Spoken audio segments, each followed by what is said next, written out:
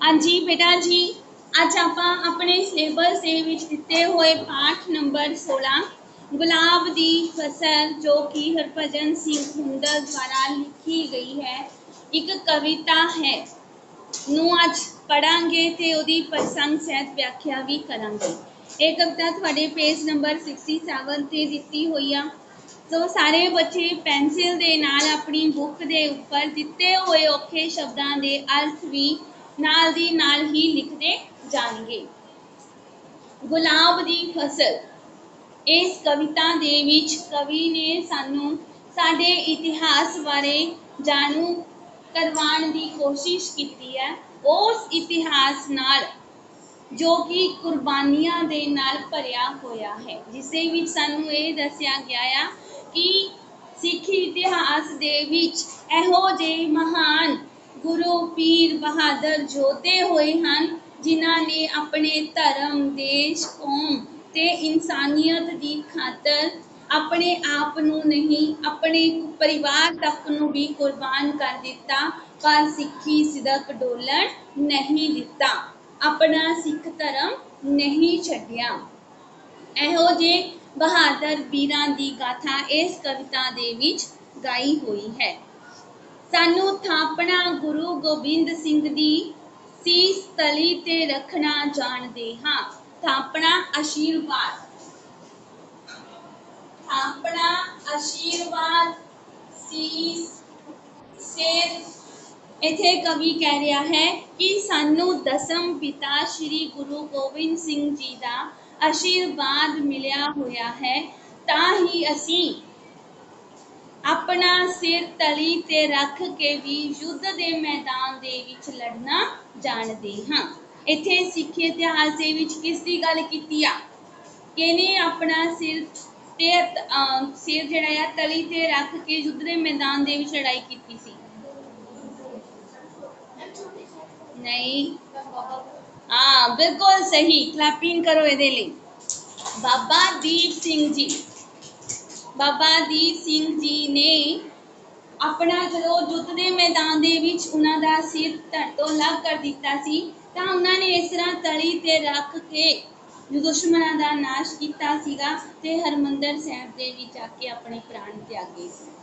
ठीक है, इसलिए कहते अपना इतिहास पढ़ो, बहुत ही कुर्बानियां नाल भरिया होया है, बहुत ही शहादतां नाल भरिया होया है। तत्ती तवी ते बैठ अडोल रहिए, तत्ती तवी गरम लो, गरम लो, तत्ती तवी ते बैठ अडोल रहिए, अडोल शांत।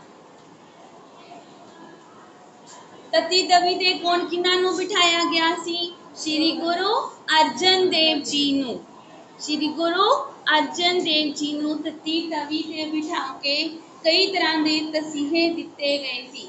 क्यों तसीहे दिते सीगे? इस्लाम धर्म कबूल करन लई उन्हां नूं भी मजबूर किया गया सीगा कि इस्लाम धर्म नूं कबूल किया जाए।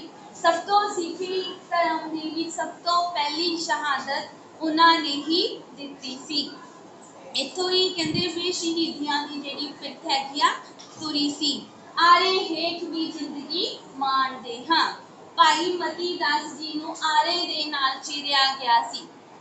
कहते कि जदों उन्हां नूं आरे दे नाल चीरिया गया उस समय वो भी बिल्कुल शांत ते अडोल सी। तेरा भाणा मीठा लागे दे कथन नूं सच मनदे हुए उन्हां ने परमात्मा दे इस हुक्म नूं अपने सिर मथे मन्निया सी ते अपनी शहादत दिती सी। भाव कि सिख इतिहास साडा अजिहा है जो कुर्बानियां नाल भरपूर है। सीस गंज ते गड़ी चमकौर वाली सानू अज भी जूझना दसदे ने। इत्थे हुण अगों गल कीती आ उन्हां ने, कहंदा सिख इतिहास इत्थे ही खत्म नहीं हुंदा, सगों एहो सिख गुरु साहिबानां दे विच भी अजिहे मौके आए ने जदों उन्हां ने अपने परिवार नूं भी कुर्बान कर दिता सी। सीसगंज कित्थे हैगा आ बेटा, पता सबनों? दिल्ली दे विच चांदनी चौक, जिथे गुरु तेग बहादुर जी नूं हिंदू धर्म की रखिया दे लई शहीद किया गया सी। ठीक है। ते चमकौर दी गढ़ी जिथे वड्डे साहिबजादियां नूं चमकौर दी गढ़ी दे विच युद्ध दे मैदान दे विच शहीद कर दिता गया सी।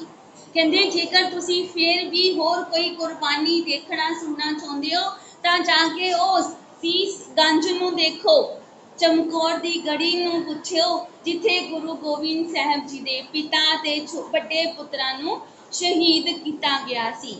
ਉਹ ਧਾਰਮਿਕ ਸਥਾਨ ਸਾਨੂੰ ਅੱਜ ਵੀ ਦੁਸ਼ਮਣਾਂ ਦੇ ਨਾਲ ਲੜਨ ਦੀ ਹਿੰਮਤ ਹੌਸਲਾ ਦਿੰਦੇ ਹਨ। ਜੂਝਣਾ ਦਾ ਅਰਥ ਹੈ ਲੜਨਾ। ਕਿੰਜ ਉਹਨਾਂ ਨੇ ਕਹਿੰਦੇ ਲੜਦੇ ਹੋਏ ਸ਼ਹੀਦੀ ਪਾਈ ਸੀ, ਇਹੋ ਜੀ ਭਾਵਨਾ ਸਾਨੂੰ ਉਹ ਦਿੰਦੇ ਹਨ, ਸਿੱਖਿਆ ਦਿੰਦੇ ਹਨ। ਜਾ ਕੇ ਪੁੱਛ ਲੋ ਕੰਧ ਸਰਹੰਦ ਕੋਲੋਂ ਬਾਲ ਚਿਣੇ ਹੋਏ ਕਿੱਦਾਂ ਹੱਸਦੇ ਨੇ। ਕਹਿੰਦੇ ਜੇਕਰ ਤੁਸੀਂ ਫੇਰ ਵੀ ਹੋਰ ਕੁਝ ਚਾਹੁੰਦੇ ਹੋ ਤਾਂ ਜਾ ਕੇ ਸਰਹੰਦ ਦੀ ਉਸ ਖੂਨੀ ਕੰਧ ਨੂੰ ਪੁੱਛ ਲਓ ਜਿੱਥੇ ਛੋਟੇ ਸਾਹਿਬਜ਼ਾਦਿਆਂ ਨੂੰ ਜਦੋਂ ਨੀਹਾਂ ਵਿੱਚ ਚਿਣਿਆ ਗਿਆ ਸੀ ਤਾਂ ਉਸ ਸਮੇਂ ਉਹਨਾਂ ਦੇ ਚਿਹਰਿਆਂ ਤੇ ਕੋਈ ਮੌਤ ਦਾ ਡਰ ਨਹੀਂ ਸੀ, ਕੋਈ ਭੈ ਨਹੀਂ ਸੀ, ਸਗੋਂ ਉਹਨਾਂ ਨੇ ਵੀ ਛੋਟੇ ਉਮਰ ਦੇ ਵਿੱਚ ਹੀ ਮੌਤ ਨੂੰ ਹੱਸ ਕੇ ਕਬੂਲ ਕੀਤਾ ਸੀ, ਆਪਣੀ ਸ਼ਹੀਦੀ ਦਿੱਤੀ ਸੀ। ਕਹਿੰਦੇ ਇਹੋ ਜਿਹਾ ਹੈ ਸਾਡਾ ਸਿੱਖ ਇਤਿਹਾਸ, ਜਿਹਦੇ ਵਿੱਚ ਆਮ ਲੋਕਾਂ ਨੇ ਹੀ ਨਹੀਂ ਸਗੋਂ ਗੁਰੂਆਂ ਨੇ ਵੀ ਬਲੀਦਾਨ ਦਿੱਤੇ ਹਨ। ਮੀਰ ਮਨੂੰ ਨੇ ਵਾਢੀਆਂ ਲੱਖ ਪਾਈਆਂ, ਅਸੀਂ ਫੇਰ ਵੀ ਖਿੜੇ ਗੁਲਜ਼ਾਰ ਵਾਂਗੂ। ਮੀਰ ਮਨੂੰ ਇੱਕ ਮੁਗਲ ਹਾਕਮ ਹੋਇਆ ਜਿਹਨੇ ਕਿ ਸਿੱਖਾਂ ਨੂੰ ਜ਼ਬਰਦਸਤੀ ਮੁਸਲਮਾਨ ਬਣਾਉਣ ਦੀ ਕੋਸ਼ਿਸ਼ ਕੀਤੀ। ਜਿਹੜੇ ਇਸਲਾਮ ਧਰਮ ਨੂੰ ਕਬੂਲ ਨਹੀਂ ਕਰਦੇ ਸੀਗੇ ਉਹ ਉਹਨਾਂ ਦਾ ਸਿਰ ਧੜ ਤੋਂ ਵੱਖ ਕਰ ਦਿੰਦਾ ਸੀ। ਬਹੁਤ ਜ਼ਾਲਮ ਹਾਕਮ ਇਹਨੂੰ ਮੰਨਿਆ ਗਿਆ ਸੀਗਾ। ਤਾਂ ਕਹਿੰਦੇ ਉਹਨੇ ਜਦੋਂ ਵੀ ਉਹ ਸਿੱਖਾਂ ਨੂੰ ਖਤਮ ਕਰਦਾ ਸੀਗਾ ਤਾਂ ਉਹ ਤੋਂ ਦੁੱਗਣੀ ਤਿੱਗਣੀ ਗਿਣਤੀ ਦੇ ਵਿੱਚ ਜਿਹੜੇ ਸਿੱਖਾਂ ਉਹਦੇ ਸਾਹਮਣੇ ਆ ਜਾਂਦੇ ਸੀ, ਪਰ ਕੋਈ ਵੀ ਇਸਲਾਮ ਧਰਮ ਕਬੂਲ ਨਹੀਂ ਸੀ ਕਰਦਾ। ਅਸੀਂ ਫੇਰ ਵੀ ਖਿੜੇ ਗੁਲਜ਼ਾਰ ਵਾਂਗੂ, ਜਿਵੇਂ ਕਹਿੰਦੇ ਕਿ ਫੁੱਲਾਂ ਦੇ ਬਾਗ ਦੇ ਵਿੱਚੋਂ ਇੱਕ ਦੋ ਫੁੱਲ ਤੋੜਨ ਦੇ ਨਾਲ ਫੁੱਲਾਂ ਦੀ ਕਮੀ ਨਹੀਂ ਆਉਂਦੀ, ਇਸੇ ਤਰ੍ਹਾਂ ਹੀ ਸਿੱਖਾਂ ਨੂੰ ਮਾਰਨ ਦੇ ਨਾਲ ਵੀ ਸਿੱਖਾਂ ਦੀ ਕਮੀ ਨਹੀਂ ਹੋ ਰਹੀ ਸੀ। ਵੱਡੇ ਸਿਰਾਂ ਦੇ ਜਦੋਂ ਸੀ ਮੁੱਲ ਪੈਂਦੇ, ਵੱਡੇ ਸਿਰਾਂ ਦੇ ਜਦੋਂ ਸੀ ਮੁੱਲ ਪੈਂਦੇ ਹੋਏ ਹੌਸਲੇ ਸਾਡੇ ਅੰਗਿਆਰ ਵਾਂਗੂ। ਫਿਰ ਮੀਰ ਮਨੂੰ ਕੀ ਕਰਦਾ ਸੀਗਾ, ਬਾਜ਼ਾਰਾਂ ਦੇ ਚੌਂਕਾਂ ਦੇ ਵਿੱਚ ਜਾ ਕੇ ਸਿੱਖਾਂ ਦੇ ਉਹਨਾਂ ਵੱਡੇ ਹੋਏ ਸਿਰਾਂ ਦੇ ਮੁੱਲ ਪਵਾਉਂਦਾ ਸੀ, ਉਹਨਾਂ ਦੀ ਬੇਅਦਬੀ ਕਰਦਾ ਸੀ ਤਾਂ ਜੋ ਜਿਹੜੇ ਛੁਪੇ ਹੋਏ ਸਿੱਖ ਹਨ ਉਹ ਡਰ ਕੇ ਬਾਹਰ ਆ ਜਾਣ ਤੇ ਇਸਲਾਮ ਧਰਮ ਨੂੰ ਕਬੂਲ ਕਰ ਲੈਣ। ਪਰ ਇੱਦਾਂ ਨਹੀਂ ਹੋਇਆ ਸੀ। ਸਿੱਖਾਂ ਨੇ ਫਿਰ ਵੀ ਆਪਣਾ ਸਿੱਖੀ ਸਬਰ ਨਹੀਂ ਛੱਡਿਆ ਸੀ, ਨਾ ਹੀ ਇਸਲਾਮ ਧਰਮ ਨੂੰ ਕਬੂਲ ਕੀਤਾ ਸੀ।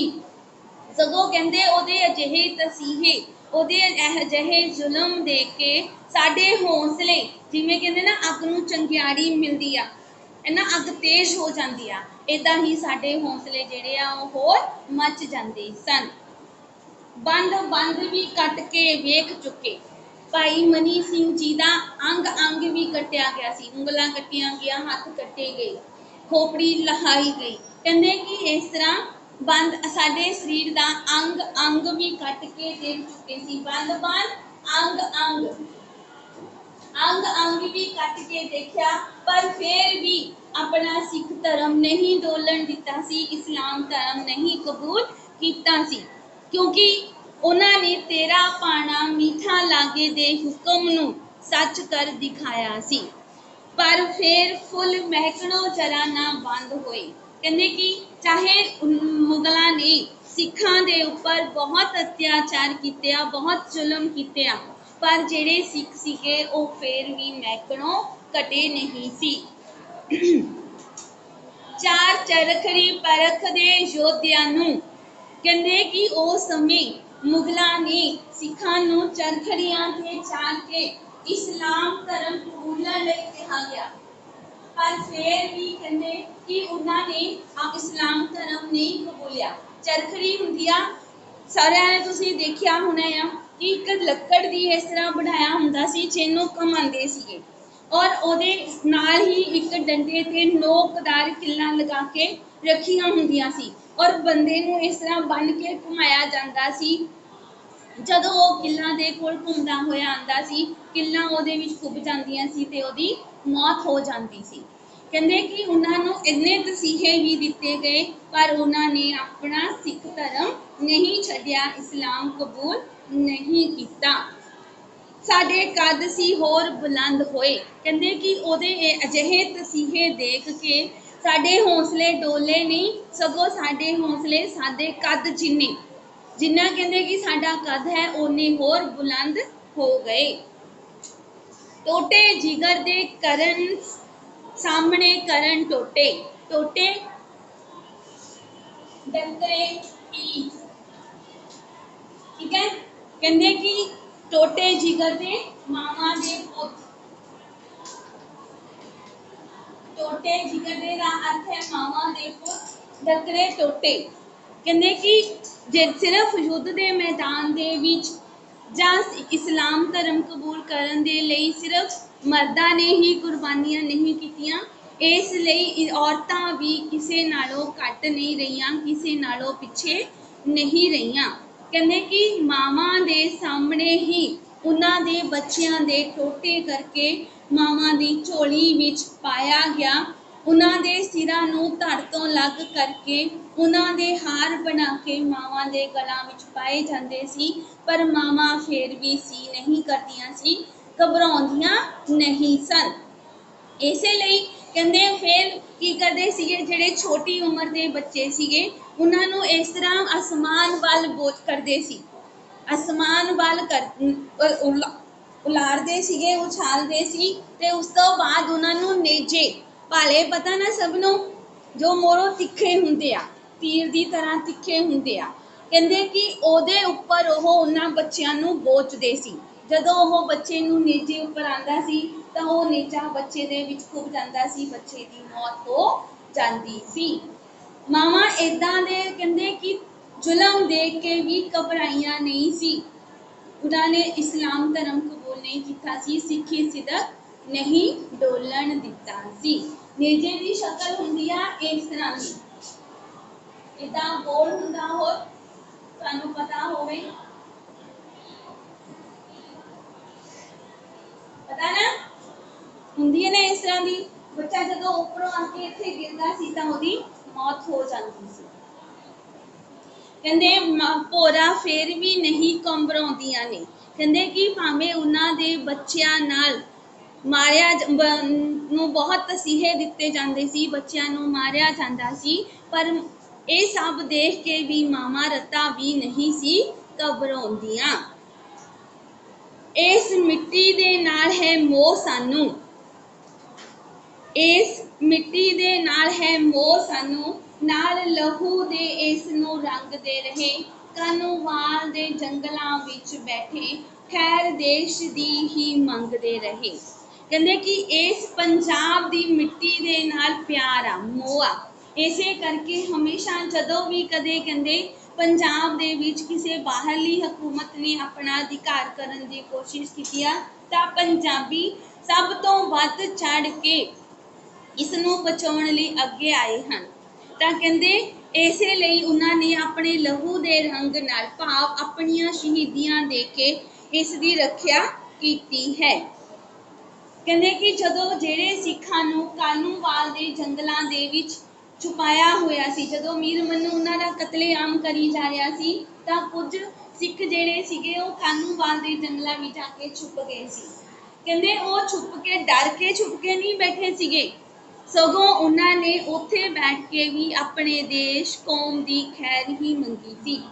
ਉੱਥੇ ਉਹਨਾਂ ਕੋਲ ਜੋ ਰਸ਼ਦ ਪਾਣੀ ਸੀਗਾ ਉਹ ਸਾਰਾ ਖਤਮ ਹੋ ਗਿਆ ਸੀ, ਜੋ ਖਾਣ ਪੀਣ ਦਾ ਸਮਾਨ ਸੀਗਾ ਥੋੜੇ ਦਿਨਾਂ ਦਾ ਸੀਗਾ, ਉਹ ਖਤਮ ਹੋ ਗਿਆ ਸੀਗਾ। ਉੱਥੇ ਰਹਿੰਦੇ ਹੋਏ ਉਹਨਾਂ ਨੂੰ ਦਰਖਤਾਂ ਦੇ ਪੱਤੇ ਤੱਕ ਖਾਣੇ ਪਏ, ਦਰਖਤਾਂ ਦੇ ਸੱਕ ਤੱਕ ਖਾਣੇ ਪਏ, ਪਰ ਫਿਰ ਵੀ ਉੱਥੇ ਬੈਠ ਕੇ ਉਹਨਾਂ ਨੇ ਆਪਣੇ ਦੇਸ਼ ਤੇ ਕੌਮ ਦੀ ਖੈਰ ਹੀ ਮੰਗੀ ਸੀ। ਤੁਸੀਂ ਬੇਟਾ ਜੀ ਇੱਧਰ ਜਾਓ ਨਾ ਮੋਗਾ ਸਾਈਡ, ਤਾਂ ਉੱਥੇ ਆਂਦਾ ਹੈਗਾ ਆ ਨਿਹਾਲ ਮਹਿਤੀਆਣਾ ਸਾਹਿਬ। ਮਹਿਤੀਆਣਾ ਸਾਹਿਬ ਦੇ ਵਿੱਚ ਤੁਹਾਨੂੰ ਇਹ ਸਾਰੇ ਹੀ ਜੋ ਸ਼ਹੀਦਾਂ ਦੇ ਹੈਗੇ ਨਾ ਸਟੈਚੂ ਦੇ ਰੂਪ ਵਿੱਚ ਬਣੇ ਹੋਏ ਦੇਖਣ ਨੂੰ ਮਿਲਣਗੇ। ते सारे या कि किवें आरे नाल चीरिया जा रहा है, किवें चरखड़ी ते चाढ़िया आ, किवें मामा दे गला विच हार पाए जांदे आ, किवें बच्चिआं नूं ओह नेजां दे उपर बोझदे आ, किवें उन्हां नूं रूं दे विच, रूं पता ना कॉटन, कॉटन दे विच लपेट के बन के बाद च अग लगा दित्ती जांदी सी। बहुत सीहे जिहड़े आ ओह सहने पए आ। साडी पिठ ते खड़ा इतिहास साडा, सानू माण है लहू दे रंग उत्ते।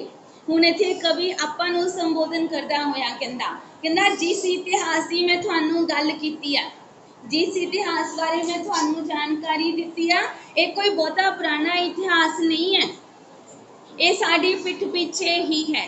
लोड़ है इसनूं समझण दी, देखण दी, पढ़न दी। कहंदा सानू माण है कि असी पंजाब दे वासी हाँ, पंजाब दे वसनीक हाँ, साडे विच भी पंजाबियां दा खून दौड़दा है।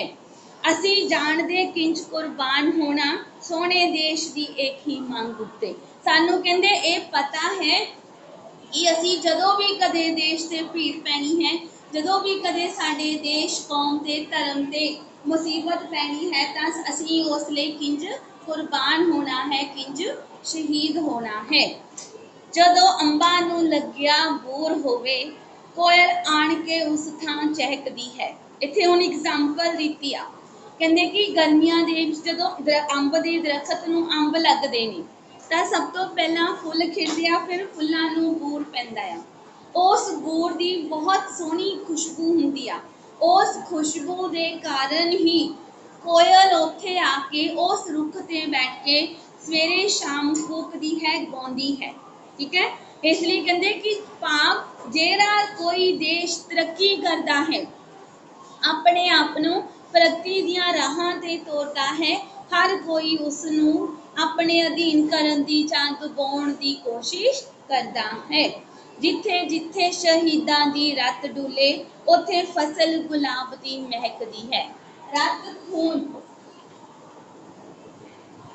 कहंदे कि जिथे भी जदों भी देश दे धर्म ते कौम ते इंसानियत ते जदों भी कोई खतरा आया है, कदे कोई पीड़ पई है, तां उस समय जदों भी शहीदां ने अपनियां कुर्बानियां दित्तियां ने, तां उन्हां कुर्बानियां दी खुशबू सानू गुलाब दे खुशबू वांग ही प्रतीत हुंदी जापदी है।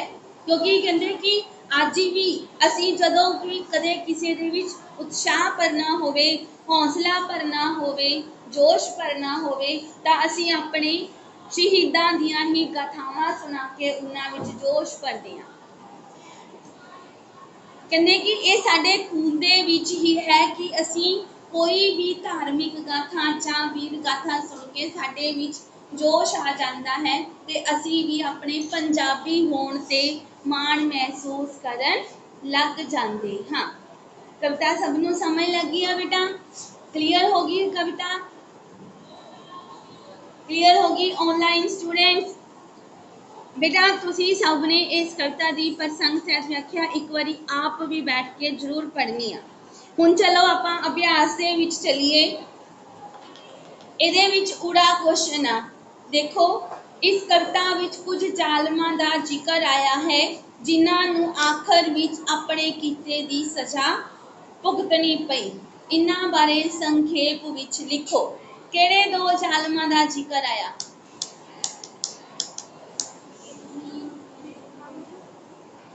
हाँ, दूसरे दूसरे बेटा दूसरे किहड़े आ? सरहंद दा सूबेदार वजीर खान, जिन्हें छोटे साहिबजादियां नूं नीहां दे विच चिणिया सी, ते जवाब दे विच बंदा बहादुर ने सरहंद नूं तहस नहस करके उहदे तो छोटे साहिबजादियां दी शहीदी दा बदला लिया सी। अगला है मीर मन्नू, जिहने सिखां नाल दा बहुत कतलेआम कीता सीगा ते बाद विच उस नूं भी बहुत सीहे दे के मारिया गया सी। क्लियर हो गया? अगला है एड़ा क्वेश्चन, ओनू कट कर दिओ, ये असी नहीं करना। ईड़ी नूं एड़ा बना लो, ईड़ी दी थां ते एड़ा लिखो। ठीक है, फर्स्ट हैगा आ ਇਹਦੇ ਵਿੱਚ ਲਕੀਰੇ ਸ਼ਬਦ ਕਿਹੜੇ ਕਿਹੜੇ ਸ਼ਹੀਦਾਂ ਦੀ ਯਾਦ ਦਿਵਾਉਂਦੇ ਹਨ? ਸੀਸ ਤਲੀ ਤੇ ਰੱਖਣਾ ਜਾਣਦੇ ਹਾਂ। ਕਿਹਦੀ ਯਾਦ ਦਿਵਾਉਂਦੇ ਆ? ਬੋਲੋ। ਬਾਬਾ ਦੀਪ ਸਿੰਘ ਦੀ। ਤਤੀ ਤਵੀ ਤੇ ਬੈਠ ਅਡੋਲ ਰਹੀਏ। ਸ਼੍ਰੀ ਗੁਰੂ ਅਰਜਨ ਦੇਵ ਜੀ। ਆਰੇ ਹੇਠ ਵੀ ਜ਼ਿੰਦਗੀ ਮਾਣਦੇ ਹਾਂ। ਭਾਈ ਮਤੀ ਦਾਸ ਜੀ। ਜਾ ਕੇ ਪੁੱਛ ਲੋ ਕੰਧ ਸਰਹੰਦ ਦੀ ਨੂੰ। ਛੋਟੇ ਸਾਹਿਬਜ਼ਾਦੇ। ਬੰਦ ਬੰਦ ਵੀ ਕੱਟ ਕੇ ਵੇਖ ਚੁੱਕੇ। ਭਾਈ ਮਨੀ ਸਿੰਘ ਜੀ। ਅਗਲਾ ਹੈਗਾ ਆ ਸੈਕਿੰਡ। ਇਹਦੇ ਵਿੱਚ ਈੜੀ ਕੁਐਸਚਨ ਲਿਖੋ ਹੁਣ। ਇਸ ਕਵਿਤਾ ਅਨੁਸਾਰ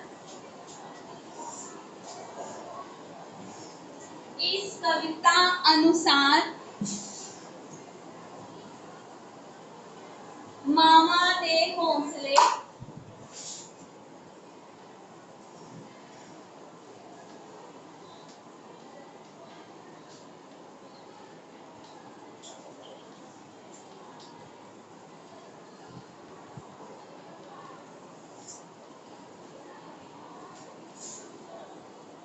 किस तरह तोड़न दी कोशिश कीती सी। ससा पाठ साडा इतिहास सानू की सुनेहा जिंदा है। आहा पाठ कविता दा केंद्री भाव लिखो। ठीक है। ऊड़ा एड़ा थोड़ी बुक दे विच पाठ हैगा। ईड़ी ससा हाहा तुहानू बोर्ड ते लिखिया गया आ। ये तुसी अपनी बुक्स दे विच नोट कर लो। ऑनलाइन स्टूडेंट्स बेटा तुसी ये अपनी बुक्स दे विच नोट कर लो।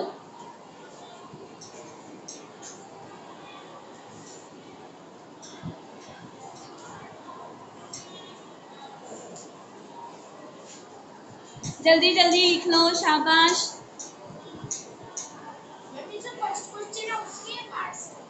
हाँ फर्स्ट क्वेश्चन दे पास है। ऊड़ा एड़ा ईड़ी ससा हाहा। ठीक है। अगला है सेकंड क्वेश्चन। देखो सेकंड क्वेश्चन दे विच ऊड़ा पाठ कट कर दियो। एड़े पाठ दी प्रसंग सहित व्याख्या तुसी अपनी नोटबुक दे विच करनी है। साडी पिठ ते खड़ा इतिहास साडा। एड़े पाठ दी प्रसंग सहित व्याख्या तुसी अपनी नोटबुक दे विच करनी है। इनू कर लो एनबी होमवर्क। ठीक है। आगे है नंबर 4। हेठ लिखे शब्दां नू वाकां विच वरतो। इहदे विच जूझना गुजार वांग खेड़ना सिरां दे मुल पैना बुलंद होना जिगर दे टोटे रत डुलना कुर्बान होना भाजियां मोड़नियां। थानू शब्द दिते गए आ। इन्हां नू तुसी अपने वाकां दे विच वरतना है। क्लियर हो गया सबनू होमवर्क? प्लस 5 MCQ प्लस 5 छोटे प्रश्न उत्तर। ठीक है। क्लियर हो गया बेटा चैप्टर थोड़ा ही। Online students clear all of you? Okay बेटा जी।